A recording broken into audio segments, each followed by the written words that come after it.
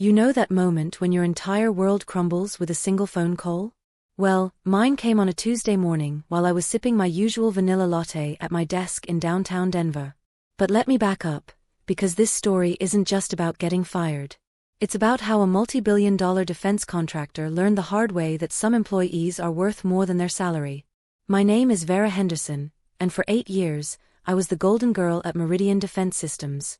Top secret clearance, specialized in cybersecurity protocols for military contracts, and the kind of employee who made partners sleep easy at night knowing their government deals were bulletproof. I had access to everything, and I mean everything. Nuclear submarine defense systems, drone surveillance networks, classified satellite communications, you name it, I had my digital fingerprints all over it. The company treated me like royalty.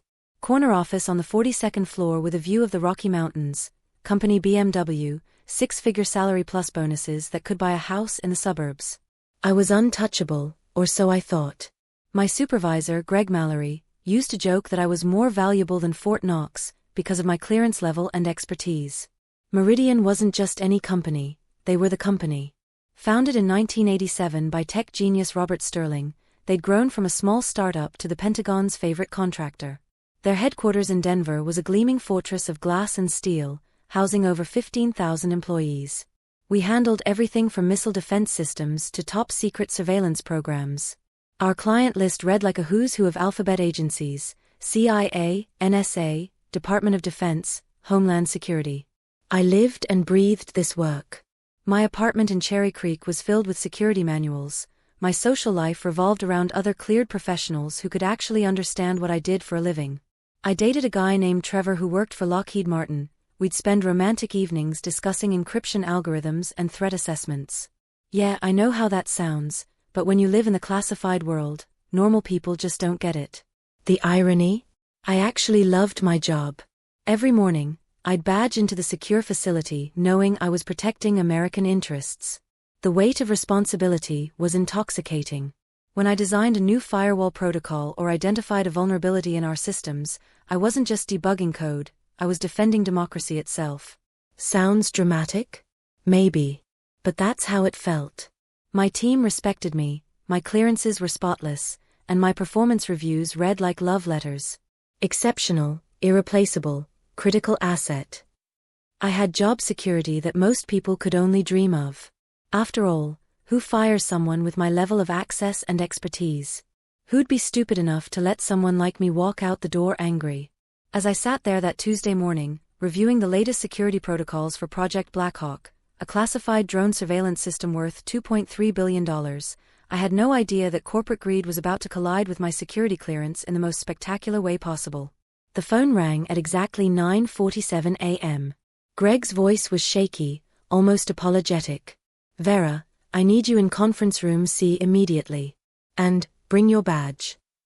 That's when I knew my comfortable world was about to explode. Walking down that polished marble hallway felt like a death march.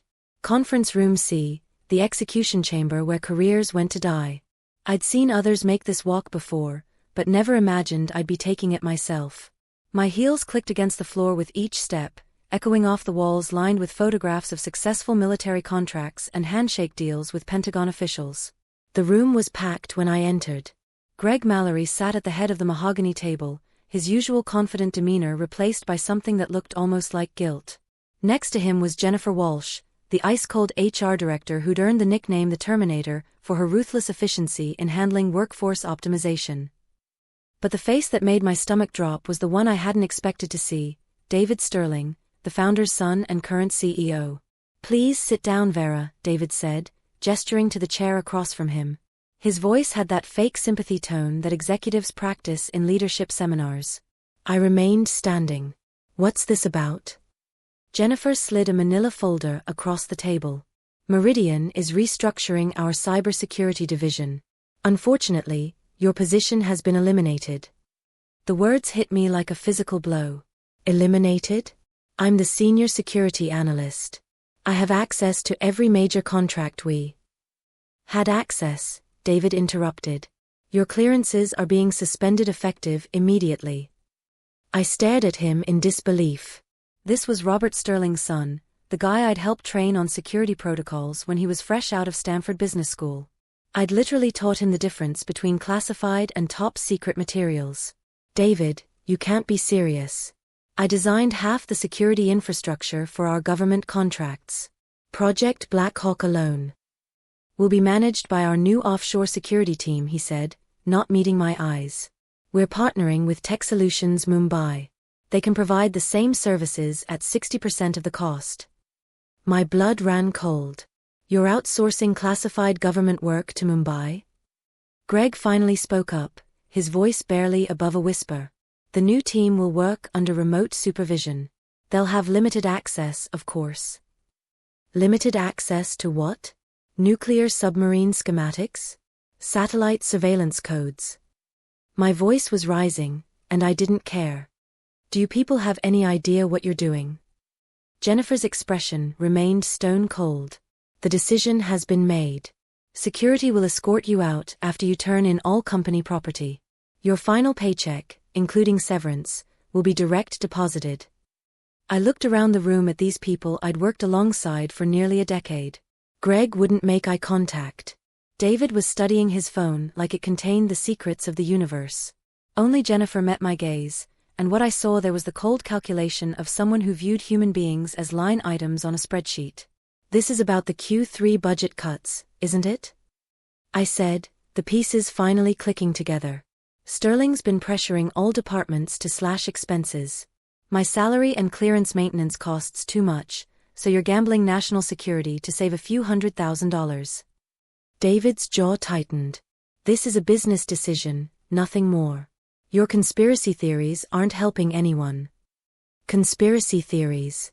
8 years of dedicated service, and now I was a conspiracy theorist. That's when something cold and calculating settled in my chest. They thought they were getting rid of a problem employee. What they were actually doing was creating their worst nightmare. The security escort was humiliating.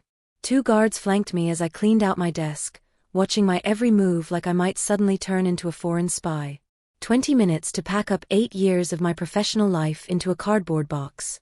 Family photos, my world's best analyst coffee mug from the team Christmas party, the small American flag I kept next to my monitor, pathetic remnants of a career I'd thought was bulletproof.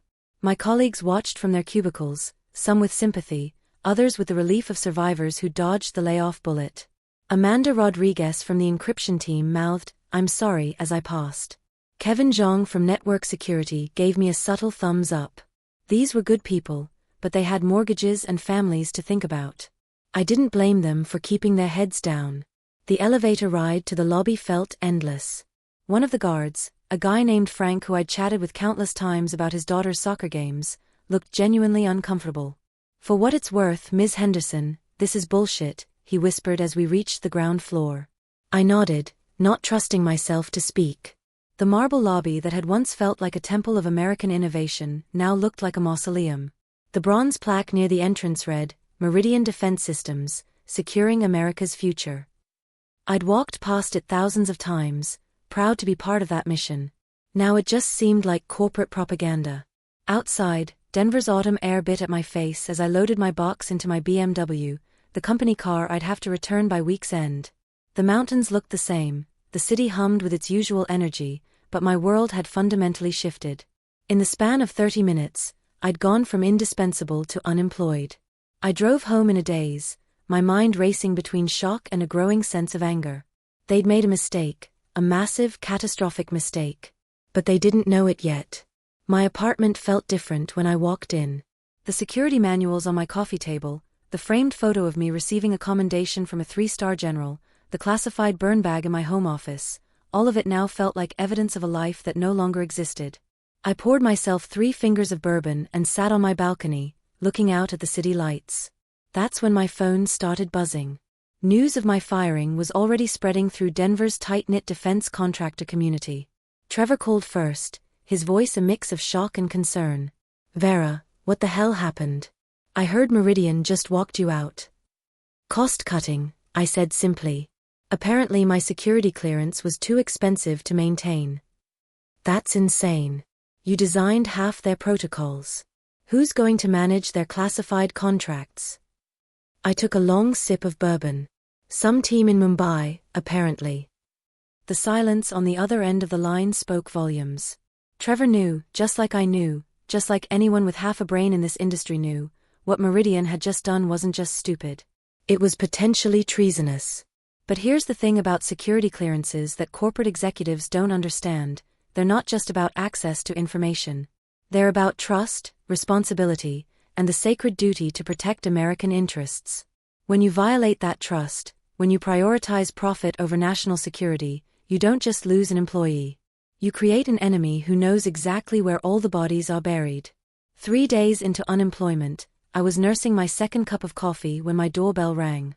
Through the peephole, I saw 2 people in dark suits holding leather credential cases, the universal uniform of federal investigators.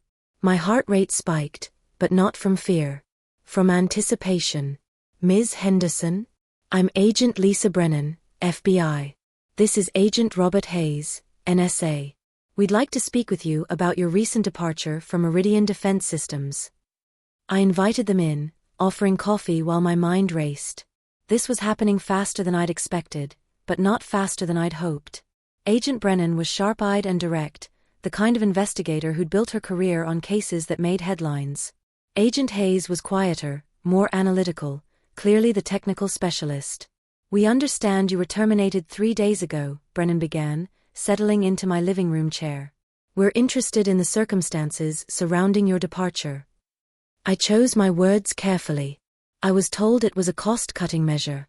Budget restructuring. And your security clearances? Suspended immediately upon termination. Hayes leaned forward. We're aware that Meridian has outsourced significant portions of their classified work to an overseas contractor. Can you tell us about that? This was it, the moment I'd been waiting for since walking out of that conference room. Tech Solutions Mumbai. David Sterling announced they'd be handling cybersecurity functions at 60% of my salary cost. The 2 agents exchanged glances. Brennan made a note. What specific projects were you working on before your termination? Project Blackhawk, primarily. Drone surveillance systems for the Department of Defense. Also maintenance on the submarine defense networks, satellite communication protocols, and the new missile guidance systems for the Navy contract. And this overseas team will have access to these systems? I met her gaze directly. According to David Sterling, yes. With limited access and remote supervision, whatever that means. Hayes opened his tablet and showed me a photograph of a server room. Do you recognize this facility? It was Meridian's classified server room, the heart of their security operations. But something was wrong with the picture. That's Bay 7, but... I squinted at the image. Those aren't our standard terminals. And why are there unsecured workstations next to classified systems? This photograph was taken yesterday, Brennan said. Apparently as part of the transition to accommodate remote overseas access. My blood pressure spiked. They'd actually done it. They'd compromised a classified facility to save money on personnel costs. Agent Brennan, I need you to understand something. Bay 7 houses the servers for every major defense contract Meridian holds. If they've created remote access points for overseas contractors, they've potentially exposed submarine navigation codes, drone control systems, and satellite surveillance data to foreign nationals. Foreign nationals with what level of security screening? That's just it, they can't have proper security clearances.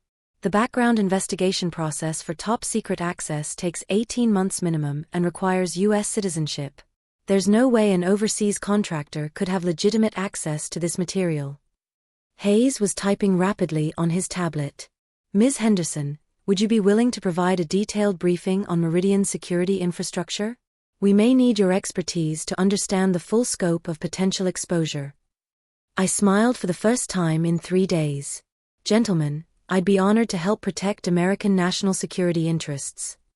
What they didn't know yet was that I'd been documenting Meridian's security vulnerabilities for years, not as a whistleblower, but as a conscientious analyst who believed in redundant safety measures. Now those documents were about to become evidence in a federal investigation. 2 weeks later, I was sitting in a secure conference room at the Denver FBI field office, surrounded by enough evidence to bury Meridian Defense Systems.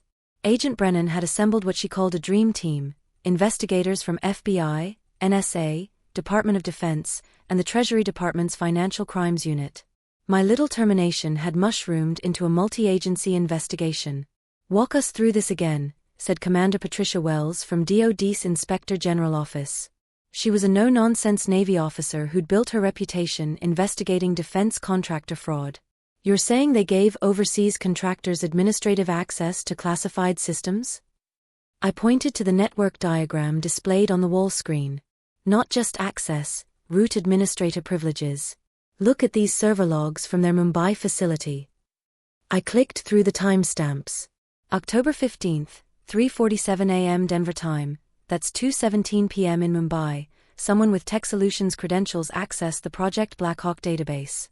They downloaded terabytes of classified drone specifications. Agent Hayes pulled up financial records on his laptop. And this coincides with unusual cryptocurrency transactions from accounts linked to Tech Solutions Mumbai to addresses in China and Russia. The room went silent. Treasury Agent Caroline Foster spoke first. "You're telling us they sold classified U.S. military technology to foreign adversaries?" "I'm telling you what the digital evidence shows," I replied carefully. "But there's more." I opened another file on my secure tablet, documents I'd been saving for this exact moment. These are internal Meridian emails I copied before my termination, all related to security protocols. David Sterling was warned multiple times about the risks of overseas contractors. I read from the screen, "The proposed Mumbai partnership presents unacceptable security risks for classified projects." That's from Greg Mallory, my former supervisor, dated 6 months ago. Brennan leaned forward.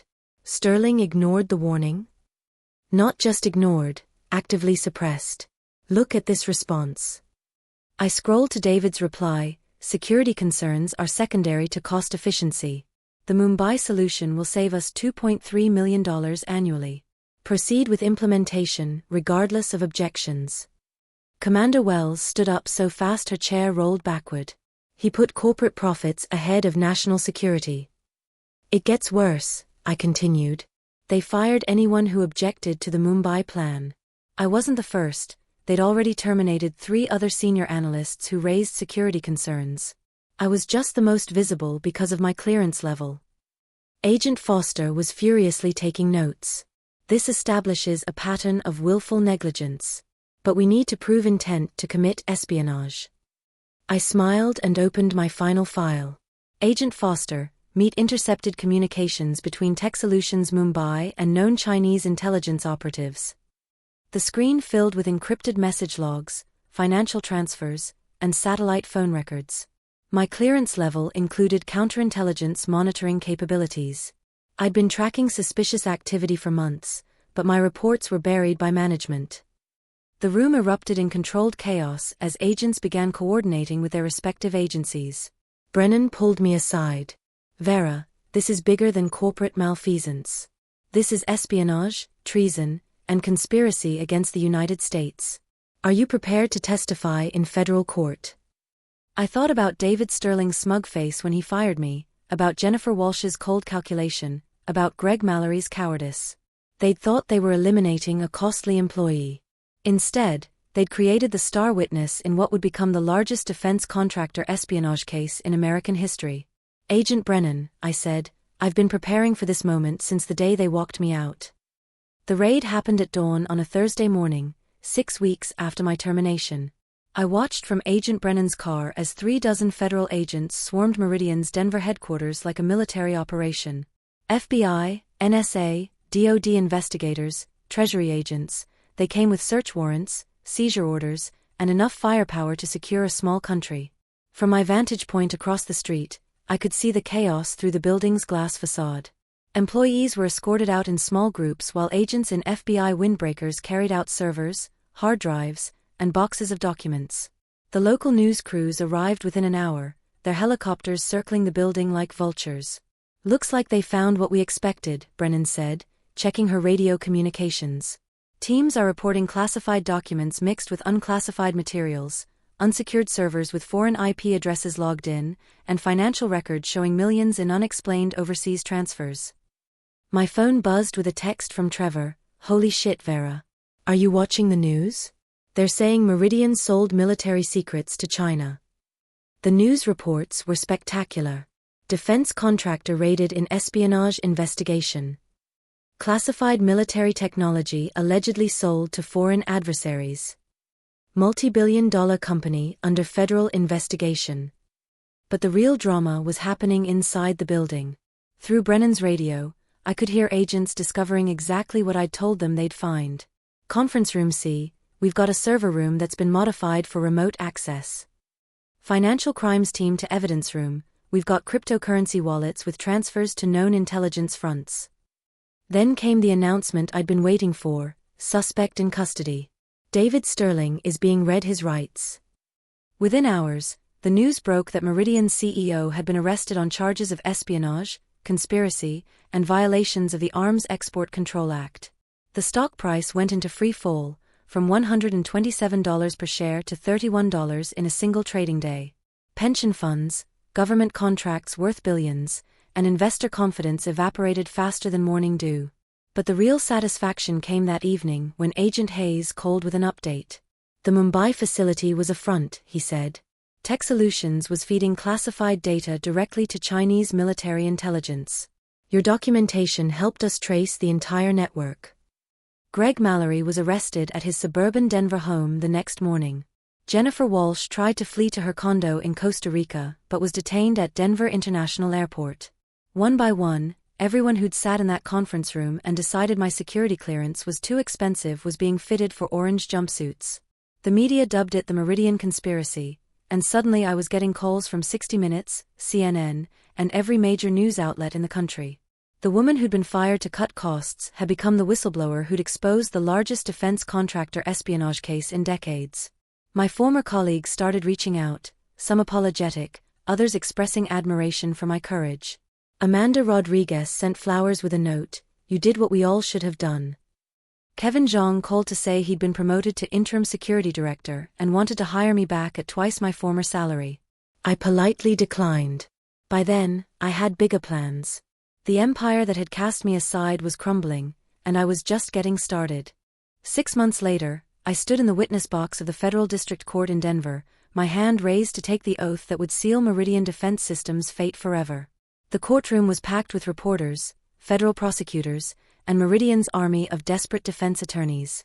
David Sterling sat at the defendant's table, looking nothing like the confident CEO who'd fired me to save money. "Do you solemnly swear to tell the truth, the whole truth, and nothing but the truth?" "I do." My testimony lasted 3 days. I walked the jury through every security breach, every ignored warning, every deliberate decision to prioritize corporate profits over national security. The prosecutors had done their homework. My words were supported by encrypted communications, financial records, and digital forensics that painted an undeniable picture of corporate espionage. David Sterling's defense attorney tried to paint me as a disgruntled employee seeking revenge, but the evidence was overwhelming.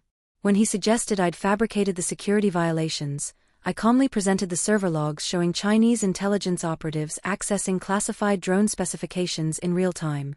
The jury deliberated for less than 4 hours. Guilty on all counts. David Sterling, 25 years in federal prison. Greg Mallory, 15 years. Jennifer Walsh, 12 years. Tech Solutions Mumbai was exposed as a Chinese intelligence front, leading to diplomatic incidents and sanctions that made international headlines. But the real victory came in the civil aftermath. The government sued Meridian for $4.7 billion in damages, every dollar they'd received from compromised contracts. The company filed for bankruptcy within a month. 15,000 employees lost their jobs, but the alternative would have been national security disasters that could have cost American lives.